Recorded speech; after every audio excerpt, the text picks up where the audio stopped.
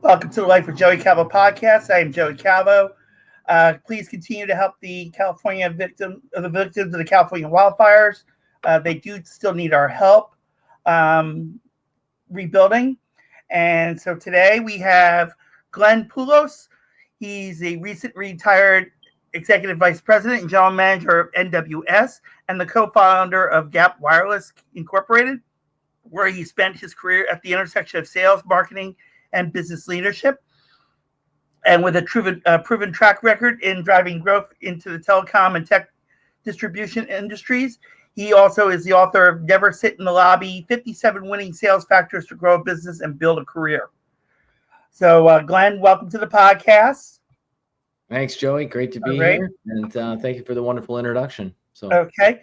So who is Glenn? How did Glenn get to where this all is? Well, the funny thing is I started as a government worker, but they kicked me out of the government for working too hard, and a reverse Doge, I guess. And they said, you're in the wrong business. My boss told me I should go get a job in sales. That was back in 1985. And so I took him at his word and went and got a job in sales, worked for a company for about 5 years, 5.5 years, and approached them with an idea for a business, a similar sales company. They in the telecom space, they didn't want to take me up on it. So I left that job and I started this business in 91, sold that business 15 years later. And I got an opportunity to start another company, Gap Wireless, which you mentioned in the intro, and ran that for 15 years, sold that company to private equity, worked for private equity until last Christmas. And and so private equity bought me in 2022. I worked there till 2020 into 2024, and then they moved on, kind of thing, as they always do. And I bought a small business in Florida doing a similar kind of business operation, but in the utility space. Okay. So doing it for a third time now. And but primarily been in sales my whole life. That's the short story. Okay. All right. So, So you said you worked for the government first. They kicked you out because they didn't think that you were qualified enough to them. No, they kicked me out because they thought I was working too hard, and that was embarrassing the other guys. And that's why the guy was saying, you're not in the right field. And okay. Bit of a joke, but it was true at the same time. And that's what he said to me. So he said, you're not cut out for government work. That's why I called it a reverse Doge. And, yeah. And then you said you also had started Gap Wireless in 2006 till 2022. And so mainly, what did Gap Wireless mainly do in reference to? Well, all the businesses were sales companies, and the whole, shtick that we were running is that we would represent companies from around the world that didn't have a sales force, either in Canada or in the US. And we would then become their sales force. We would stock and distribute their products in North America. And we had engineers on staff. We'd go out to customers, visit customers, try to build the market for those vendors around the world, and give them a avenue into the market in North America. And it's a very common, they talk about import export. We were just an import company. So we represented, a couple dozen lines from around the world, and we would import these products. We would demonstrate them to our customers, and we would stock and fulfill orders to our target customer base. And all the businesses that I've sort of bought and sold, and then the new one, are the same kind of business model. Okay. The only thing that changes are the companies you're selling and the customers, maybe who you're selling to. Okay. All right. So in reference to this new company and these products, can you go a little more into what type of products they are? Yes, for sure. So in the first two businesses were sort of telecom oriented, and really the target customers were people that are building mobile wireless networks. So in the US, it's like Verizon, AT&T, T-Mobile. In Canada, it was like Bell Mobility, Rogers Wireless, etc. Right. And we were selling them network infrastructure products to help them build, maintain, and operate a mobile wireless network. Not the phones, but all the stuff that goes into the network to operate a cell phone network. Okay. And we also sold them testing instruments to test the network. Okay. And so the first two companies were sort of the same kind of products. The third business, the one I bought in Florida, same thing, selling test and measurement equipment, but the customers now are people that are generating high voltage electricity. So Duke Energy, Florida Power, PG&E, but still buying equipment to test their network. But this time it's not a telecom network. It's a electrical utility network delivering electricity to customers around the U.S. Okay. All right. So in a way, you're kind of selling your product, your test products to like Echelon, which practically owns probably every electric company in the United States. Yeah. Yeah. So now, in reference to that, how does AI come into this? So I also have another startup in AI that it's a pet project that I'm doing where I'm working with a Canadian company called Forward Path. So because I've been sort of retired out of my business that I sold to private equity, I bought the business in Florida so that I could qualify to move here because I'm Canadian. Okay. And at the same time, I approached a Canadian company about bringing their AI solution into the U.S. market. Okay. And so the AI product is a different side project that I'm working on as well. And so, but it doesn't qualify for E2 visa status because there's no employees in the US at this point. It's a startup, etc. So I'm doing them both simultaneously. And the AI product, what we're doing is we're going and working with customers and showing them how to install AI agentic models in order to automate repeat tasks. So, and where we specialize mainly is in the area of one of our biggest customers are like construction companies and companies that are doing that roll a lot of trucks and things like that, where they do a lot of RFPs and they have to analyze drawings and either construction drawings or RFP documents, and that process is very repetitive and very lengthy. And so we're writing tools to help to take an RFP from, could be the state of Florida or something, for something like maybe to build a bridge or something like that. And we could analyze that RFP for them and help to automate 70 to 80% of the response so that they can save time. And Can you explain what RFP is for those that don't know? It's a request for proposal. So an RFP is when the government or a company sends out a document to bidders and they call it a request for proposal. And that's where they're looking for a price, right? Sometimes they have an RFI, which is a request for information. And that's done before they do the RFP when they want to see, hey, what could they possibly do or get? And but we sort of work mainly on automating the response to RFPs. Okay, so RFPs are like it's like a government auction. It is, but it's a written document, and only qualified bidders can bid. Right. You can't just download it from the government website. You have to be a qualified bidder. You have to have certain criteria. You have to be on the bidders list. Right. Yeah, sometimes you have to be invited. But the thing is, these documents are huge. They're 100-page bid documents, and filling them out is a horrible, it's just such a chore. Okay. And so we're working to help people to automate and store as much of that information so that it can be repeated over time and build an engine of knowledge to help companies do it faster and faster every time. Okay.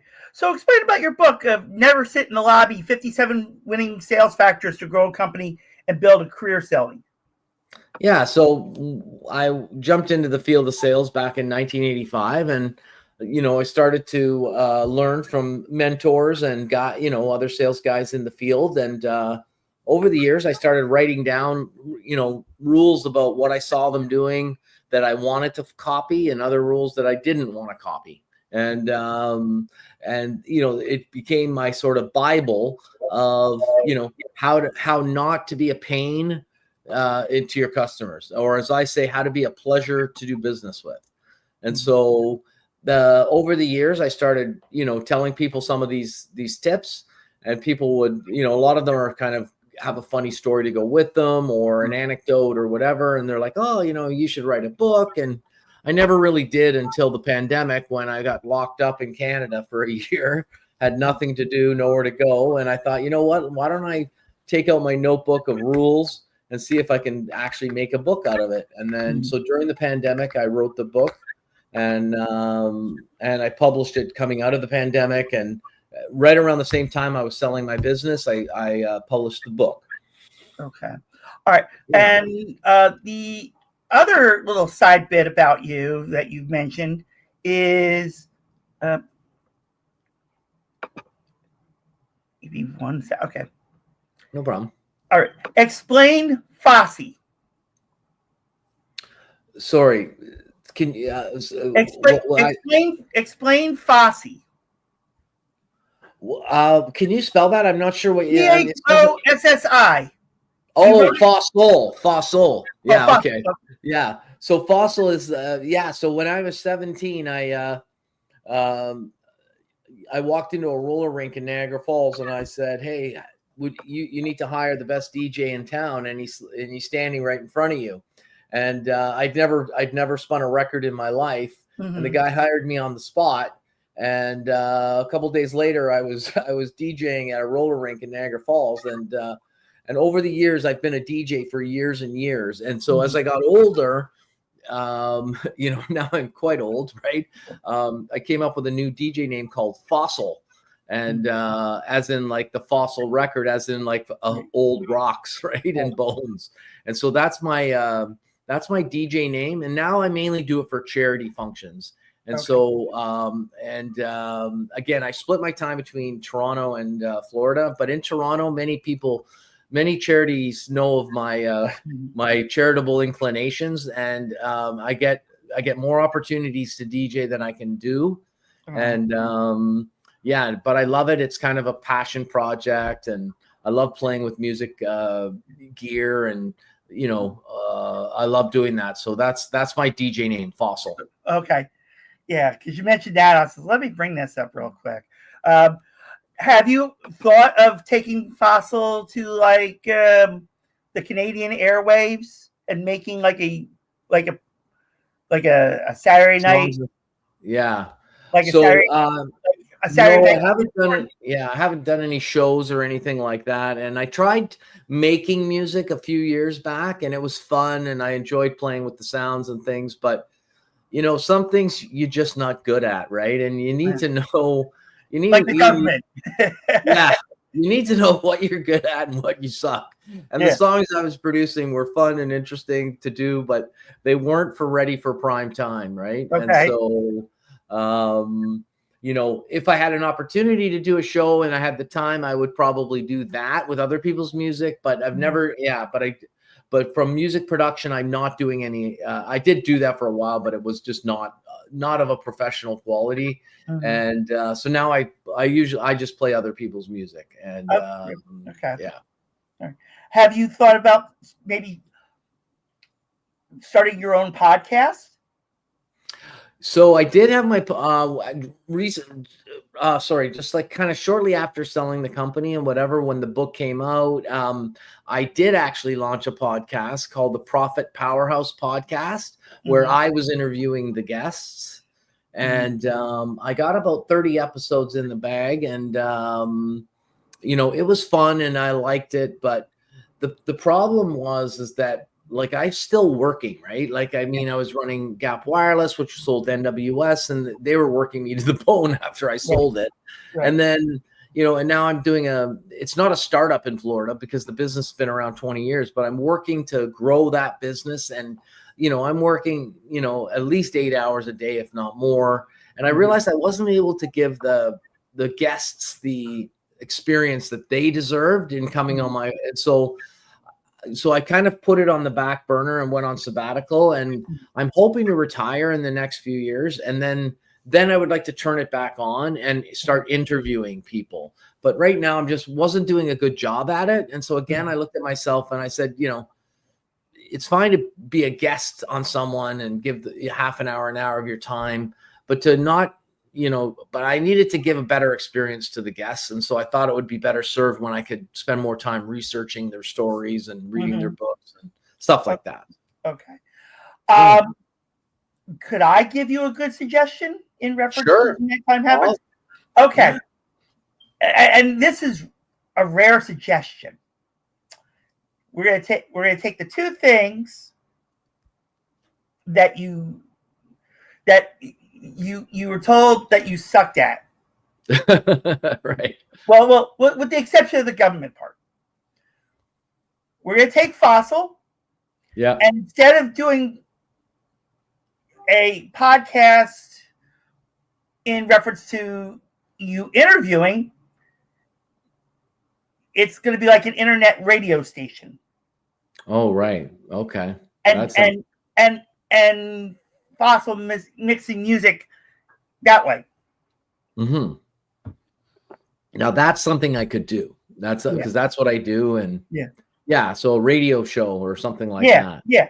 But like you could do it starting out as a podcast type thing and then you can, like I've done over 200 episodes, but I've had it on multi platforms.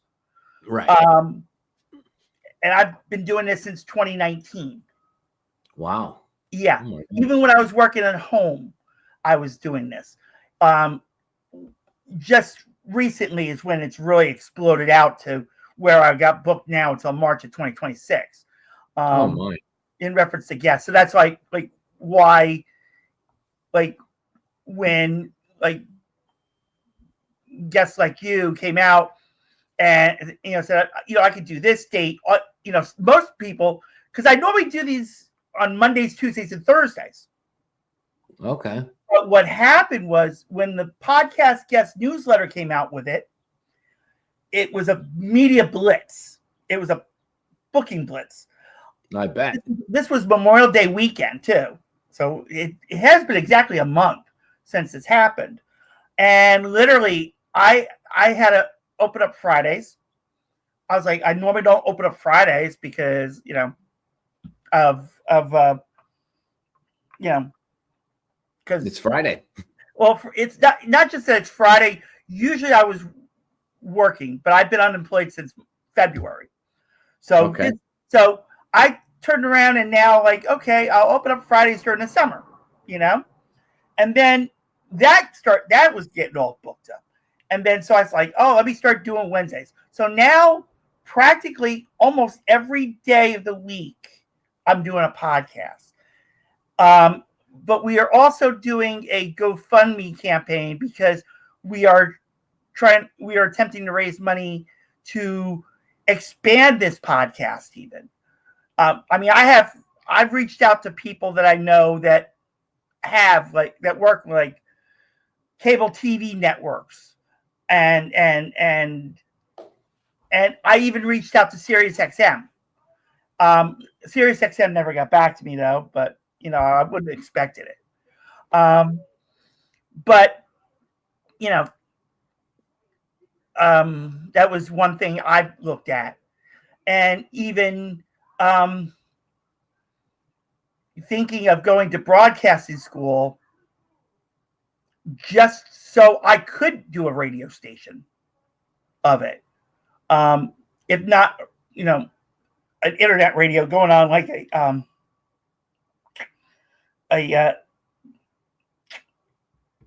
regular, a regular radio station that could eventually get, become like a Joe Piscopo's Sunday with Sinatra type. Wow. Yeah, that's cool. Or practically, but to do it for a 4-hour period or a 1-hour period, it wouldn't be as bad as something like this. I mean, with this, I don't edit these. I let people curse out the yin yang until they're blue in the face. I mean, I leave it open. So I try to, I attempt this to make it feel like it's the Howard Stern of podcasts, in some way, shape, or form. But, being with you mixing music and, doing a podcast before, I would, I was going to suggest, mixing the two together, at least to start. And then, maybe it'll expand like I'm attempting with this. Right. That's very cool. I love that idea. That's a great idea, Joey. Yeah. So, now, so you see yourself retiring in the next couple of years. You see yourself going back to possibly doing a podcast. And now I just threw in the reference of mixing music and doing a podcast at the same time. And okay. I mean, I'm running out of questions. So I'm trying to figure, well, what else could I come up with? I mean, in reference to a little bit on me, in reference to startups, I've been working on it started out as a taxi company 25 years ago. And because I lived in New Jersey, I grew up in New Jersey, and I worked for a taxi company. I was like, I was making a nice little budget, I'll call it. Yeah. And so I was turning around, and I was like, well, maybe I should do this on my own. And some of my former coworkers actually branched out from the company we worked from, and they started their own. And I went to work with one of them, and actually, two of us actually that company kind of folded, and then the one that mainly worked there in the beginning started his own, and I worked for him for a little bit, and I was like, oh, this is gonna look good, doing it on my own and so on. And the everything didn't want to work my way. Yeah. And then I got married, and I moved out to Philadelphia. And so I was like, all right, let me look at it in Philadelphia sense. Well, you find out, you had to have a medallion, and the medallions were like $250,000 back then. This is 2001. I was like, well, that idea just went out the door. So I was like, oh, we'll go from taxi to limousine. It's still in the same vicinity, but not much support came out of that, and that idea went down the drain. So then I went from that into casino buses. Of an idea of casino buses. Wow. Like Greyhound and so on. Only because in 2008 I ran into a little issue where I no longer had a license. So now I take buses to go to the casinos, or now in my case, when I go to Atlantic City, New Jersey, I take the train. But what I enjoyed was when you went on these buses and you paid your $25 round trip for the ticket, you got $35 in slot play. So I was like, oh, this is awesome. And so what led to this idea even becoming more popular, so in some way, is I was at a Greyhound terminal. I went and bought a ticket for this company that was running buses to Bethlehem, Pennsylvania. After I bought the ticket, the next day, they went out of business. Literally, just went out of business. Right out of the blue. And they had owed money. To find out they had owed money in New York. They owed money. I mean, they were owing money left and right. To the point, and they were even owing their employees weren't even getting paid. Oh, that's bad. So I lost some money off of that. I was like, you know what? Now I got to do something. So I've been working on it for a little bit. Within the past year, I had rebranded the company name to the point where it's incorporated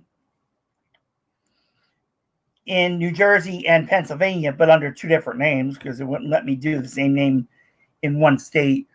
So to make a long story short, when you were building these companies up from scratch, okay, how was the best way that you? I thought I didn't have any questions, but this, as I was doing this, led to this. How did you manage to be able to build your companies that you had? Yeah. So what I always tell people, there's a few key things that you need, right? And some of it's obvious and people are like, yeah, I get it. But there's one thing that sometimes people don't immediately latch onto, or they don't put enough emphasis on, right? So the one thing that you definitely need when you're starting a business and you're quitting your job to start the company, you need to make sure that you have around 18 months, 18 to 24, but 18 months of your personal expenses set aside. Now, if you have a spouse that can cover the mortgage and the groceries for that year and a half, fine. But you got to go into it saying, I'm going to quit, start this business, but I'm not taking a dime for a year to a year and a half. Right. And because if you need to take money out in the first month, it's game over, right? It's not, because everything takes twice as long, 5 times as long, and costs 10 times as much, like it never goes the way you think it's going to go. Right. Okay. So that's one thing you need is you need 18 months runway.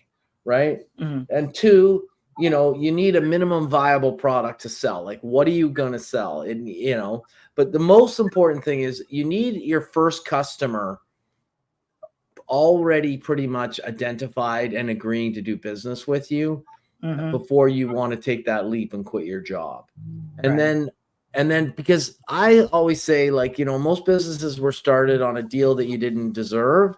You earn the rest of them. Right. Like, some customer will trust you. You're brand new. You got no track record except for your old company, which is not your new company. Right. And you're like, hey, customer, will you move some of that business to my new business? Yes, we'll trust you on this small piece or that or whatever. Right. And to me, I consider that to be luck, based on your past experience and whatever, but you're lucky to get that chance. People give it to you. And that's the most important thing, is to leverage and build upon that first deal that you didn't really deserve because you'd never proved anything in your new company. Okay. And then you just keep doing the same thing over and over again and hope that you get the same result. Right. And because that's basically what you're going to be doing. And then you just expand and grow and find your next customer and your next and your next and your next. But just because you found the greatest product, because a lot of people are like, oh, I got the most amazing product. Yeah, but you don't have any money. Right. And you don't have any customers. Right. Yeah. I mean, because like you said, in reference to the casino bus service, you have to be licensed to that. I mean, I do have some licensing done. Like I said, I'm incorporated. I am registered in the state of New Jersey and the Commonwealth of Pennsylvania. But the only thing that's holding me back is, having a bus to be able, and, right now not working, I can't put money to the side and say, okay, I have to, I can lease a bus once a week at least to do the business part, because leasing I mean, renting a bus right now would cost me probably $1,500 right for a day. And, you've got that driver out there 8 hours, 9 hours, whatever, whatever. And I mean, I do have an idea of which casino I want to work with. I mean, I have their paperwork. We've talked and everything. So they're just waiting for me to put the paperwork in to be fully, available to do it. And then, but like you were saying about that. In that case, you probably need to reserve the bus enough weeks out that you could do the first promotion. Yeah. Like say, maybe you plan for like a holiday weekend or something that's like 8 weeks away, and you commit to that $1,500 plus the driver cost, and then you've got 8 weeks to fill up that bus. Yeah. And that's make or break. And if you can get through that first weekend, you can fill up the bus, break even or better. Then you can book the next bus, but you don't need to wait 8 weeks because you can fill it up, right? Right. On the bus will probably come with you again, plus the new people, and then you keep compressing the time, right? Yeah. And but yeah, your minimum viable product would be you'd have to rent that. You'd have to commit to a date when you had that bus for sure. You can sell tickets, right? Yeah. And Yeah.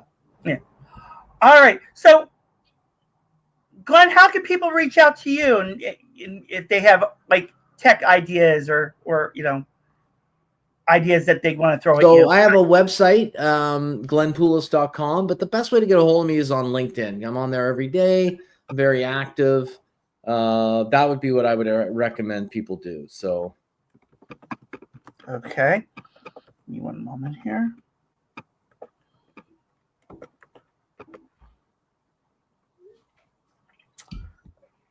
All right. So you can reach out to Glenn at glennpoulos.com. But he said it's better to reach him at LinkedIn. So if you have you need some advice on starting your own tech company or even wireless, anything tech or any kind of business I can help you with. Yeah. So reach out to Glenn. He'll be happy to help you. Glenn, I thank you so much for your time and coming on the podcast and explaining best way for people that want to start their own business, to those that have been working on a business for so long and still tell themselves they're still a startup because they're not fully off the ground. So I thank you for that. And everyone, I thank you so much for watching the Life with Joey Calvo podcast on YouTube. God bless you all. Bye, everyone. Thank you, Joey.